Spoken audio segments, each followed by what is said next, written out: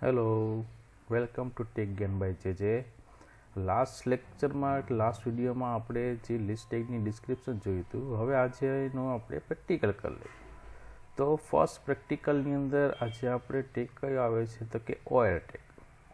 ઓઇલનું full form તમને યાદ હોવું જોઈએ. લાસ્ટ વિડીયોમાં કીધું હતું ઓર્ડર લિસ્ટ. એની બીજા ક્યાં નામે ઓળખાય તો કે નંબર ટેગથી ઓળખાશે. બરાબર.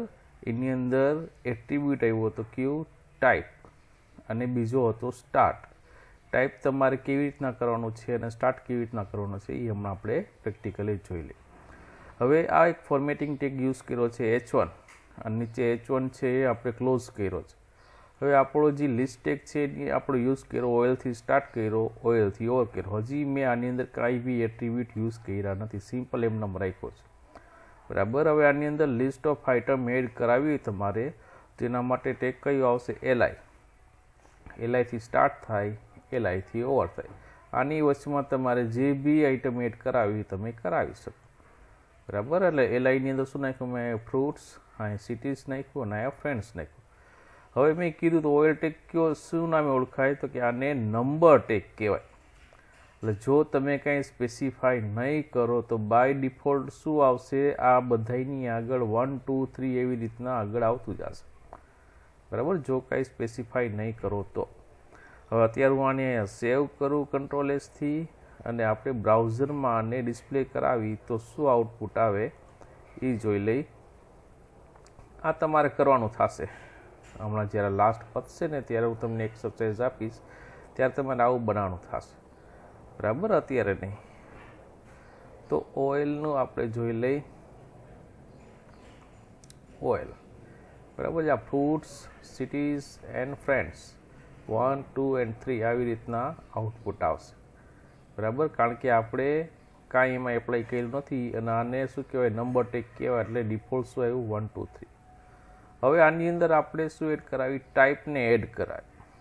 બરાબર. ઓઇલની અંદર શું આવશે, attribute type is equal to into double united કોમાન્ડની અંદર તમારે ટાઈપની અંદર અહીંયા જે ટાઈપ છે એમાંથી તમે કોઈ બી એપ્લાય કરી શકો. બાય ડિફોલ્ટ 1 આવે છે એટલે એના સિવાયને એપ્લાય કરી. કેપિટલ એ આપશો તો અહીંયા ABC આવશે, કેપિટલ ABC. સ્મોલ આપશો તો સ્મોલ ABC આવશે. કેપિટલ I આપશો તો એ રોમન ડિજિટમાં આવશે. બરાબર. એટલે એક હું કરીશ, બાકીના તમારે કરવાના. હું અહીંયા આપું છું A small A or capital એ. મેં સ્મોલ એ આપ્યો.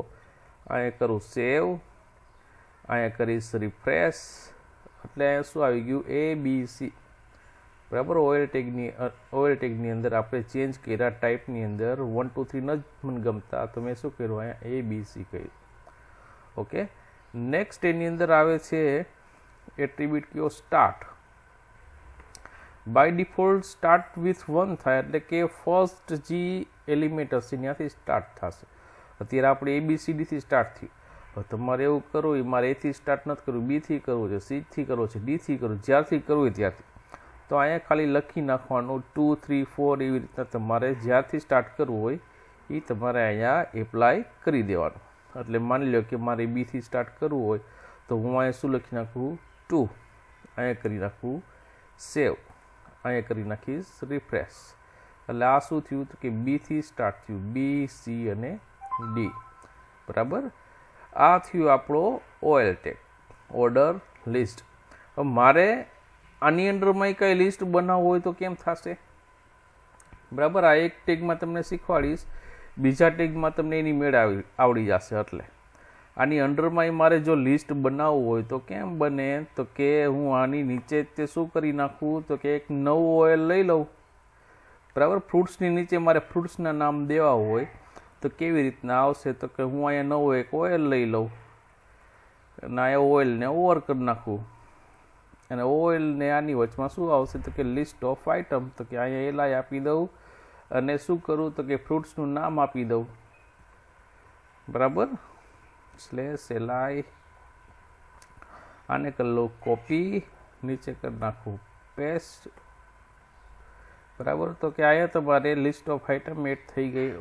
એપલ થઈ ગયું, પછી ઓરેન્જ અને જે તમને ફ્રૂટ ગમે એ નાખી દો. સેમ એવી જ રીતના જો સિટીની નીચે તમારે સિટીના નામ એડ કરાવવું હોય તો સેમ આવી જ રીતના કરવું પડશે, બરાબર. તો હવે આને કરું સેવ ને અહીંયા કરીએ રિફ્રેશ. તો શું થયું તો કે આની નીચે આપણા શું આવી ગયા, ફ્રૂટ્સના નેમ આવી ગયા, બરાબર. આપણી જે એક્સરસાઇઝ મેં તમને દેખાડી હતી એ આવી રીતે છે, પણ જોઈ લેજો કેમ છે એ લાસ્ટમાં. એટલે હવે સિટી નીચે સિટીના નામ આવવા જોઈએ, તમને ખબર પડી જશે કેવી રીતે આવશે. ઓકે, નેક્સ્ટ એના જેવો જ બીજો ટેગ આવે છે, કયો, યુએલ, અનઓર્ડર લિસ્ટ. અનઓર્ડર લિસ્ટ એની અંદર ક્યાં ક્યાં બે એટ્રીબ્યુટ આવશે, એક તો એક જ એટ્રીબ્યુટ આવે છે એમાં ટાઈપ, બરાબર. અનઓર્ડર લિસ્ટનું બીજું નામ તમને ખબર હોવી જોઈએ. આને કયો ટેગ કહેવાશે, બુલેટ ટેગ કહેવાય, અને બુલેટ ટેગ કહેવાશે, બરાબર. શું કરવા, કારણ કે આમાં 1 2 3 કે ABC નહીં આવે, આગળ બુલેટની સાઇન એટલે કે જે સ્પેસિફાઈ કરી છે ડિફોલ્ટ છે એ જ આવશે, બરાબર. એટલે અહીંયા શું આવ્યું તો કે યુએલથી સ્ટાર્ટ થયું, યુએલથી ઓવર થયું, નીચે આપણે જેમાં હતું એ જ આપણે અહીંયા નાખી દીધું, ફ્રૂટ્સ, સિટીઝ એન્ડ ફ્રેન્ડ્સ, બરાબર. પેલા આનું આઉટપુટ શું આવે છે એ જોઈ લે. ઓકે,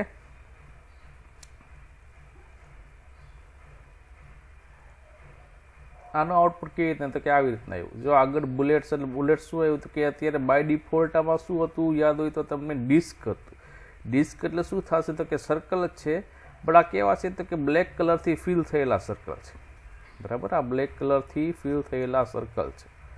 તો ડિસ્ક છે એની અંદર શું આવશે તો કે બ્લેક કલરથી ફિલ થયેલા સર્કલ આવશે. હવે આની અંદર આપણે 1 by 1 એટ્રીબ્યુટ લેતા જાય. તો ફર્સ્ટ એની અંદર શું આવશે તો કે ટાઈપ એક જ છે, તો આમાં નાખી દઉં ટાઈપ ઇઝ ઇક્વલ ટુ ડિસ્કના બદલે હવે શું આપી દઉં, હું અહીંયા સર્કલ આપી દઉં, બરાબર. અહીંયા કરું સેવ, અહીંયા કરીએ રિફ્રેશ. તો શું થશે તો કે જે ફિલ થયેલા બ્લેક કલરના હતા એ વયા ગયા, એની બદલે શું આવ્યું, ખાલી સર્કલ આવી ગયું, બરાબર. સેમ એવી જ રીતના ત્રીજું છે કયું તો કે સ્ક્વેર. તો સ્ક્વેર આપશો તો આગળ શું આવી જશે તો કે સ્ક્વેર આવશે, નન આપશો તો કાંઈ આવશે નહીં, બરાબર. એટલે આ થયું અનઓર્ડર લિસ્ટ. આની નીચે મારે જો 1 2 3 કરવા હોય કે એલા એ લખવું હોય તો તમને કેમ આવશે તો કે તમને ખબર પડી ગઈ, બરાબર. ફ્રૂટ્સની નીચે ફ્રૂટ્સના નામ જ આવવા જોઈએ. હવે આની અંદર તમે બે ટેગ મિક્સ કરી શકો. આ યુએલ ટેગ છે તો ફ્રૂટ્સના નામ છે તમે શેમાં કરો તો કે ઓએલ ટેગની અંદર કરો, બરાબર. આ સિટીના નામ છે વળી પાછા શેમાં કરો તો કે યુએલ ટેગની અંદર કરો, આ ઓએલ ટેગમાં કરો. એવી રીતના તમે મિક્સ કરી શકો. એટલે આ થયું આપણું અનઓર્ડર લિસ્ટ, જેની અંદર બુલેટ્સ તમે એપ્લાય કરી શકો. તો અત્યારે ડિફોલ્ટ આટલી જ આવશે. જો તમારે નવી કોઈ એડ કરાવી હોય તો એ CSSની અંદર આવશે, બરાબર. તો આપણું થયું અનઓર્ડર લિસ્ટ. અને લાસ્ટ આપણું કયું આવે છે, DL ટેગ, બરાબર. લાસ્ટ આપણું આવે છે DL ટેગ, ડેફિનેશન લિસ્ટ. હવે આની અંદર ટોટલ 3 ટેગ આવે. ફર્સ્ટ તો આપણો પેલો છે DL ડેફિનેશન લિસ્ટ, બીજું આવશે ડેફિનેશન ટર્મ, અને લાસ્ટમાં આવશે ડેફિનેશન ડિસ્ક્રિપ્શન. હવે લાસ્ટ મેં તમને લાસ્ટ વિડીયોમાં સમજાવ્યું હતું કે DL છે શેના માટે યુઝ થાય તો કે એક પાર્ટની અંદર તમારે ક્વેશ્ચન આન્સર રાખવા હોય તો DL ટેગ યુઝ થશે, બરાબર.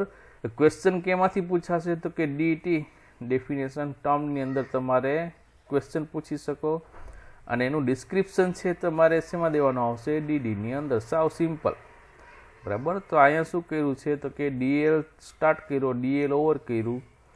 ક્વેશ્ચન કેવી રીતના આવશે તો કે DTથી, DTમાં /DTની અંદર શું નાખ્યું, HTML. અહીંયા લખી દો what is HTML, or HTML stands for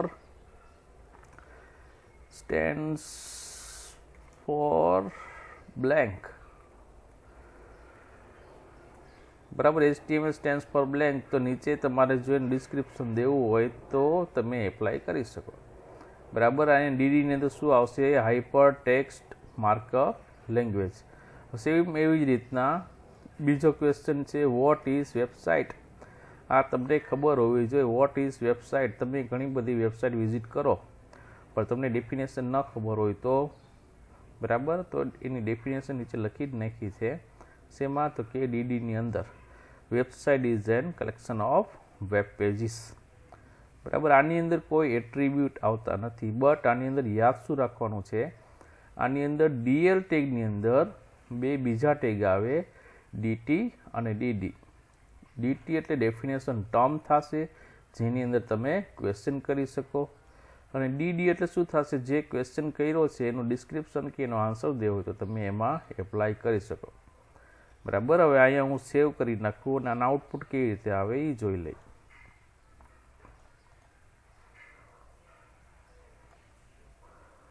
બરાબર, આ HTML સ્ટેન્ડ્સ ફોર અને નીચે એનું શું આવ્યું આન્સર, પછી વોટ ઇઝ વેબસાઇટ અને નીચે એનું ડિસ્ક્રિપ્શન. વન ટાઈપ ઓફ શું થયું, પેરેગ્રાફ મૂકીને તમને એનું ડિસ્ક્રિપ્શન આપ્યું. અહીંયા તમારે આગળ બુલેટ કે આન્સર માટે 1 2 3 કે એવું લખવું હોય તો તમે કરી શકો. હવે તમારે કરવાનું છે.